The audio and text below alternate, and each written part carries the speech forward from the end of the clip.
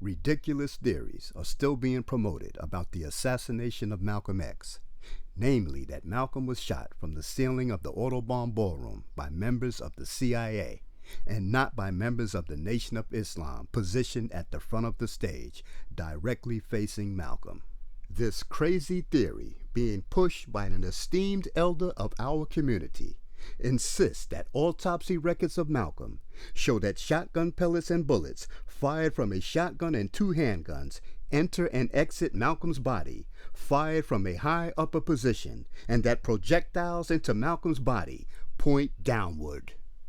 The crazy theory points out that Nation of Islam black pawns fired blanks from their weapons at Malcolm, while real ammunition and weapons were fired from above by white men in the CIA.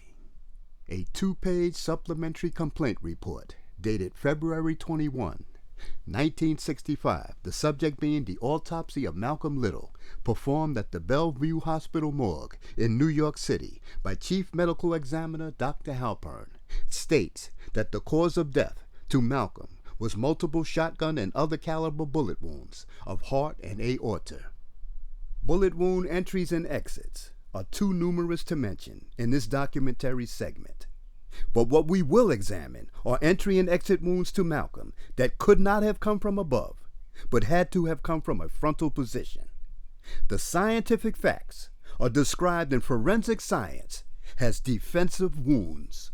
Many witnesses to the shooting said that when the perpetrators stood up and slowly pointed their weapons at Malcolm and took careful aim at him, that Malcolm instinctively put his arms up to protect himself from the anticipated blast.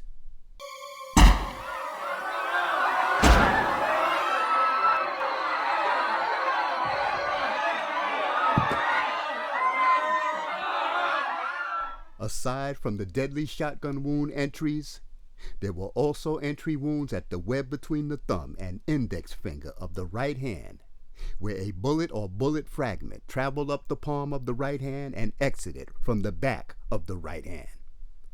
Another projectile struck and lodged into the right forearm.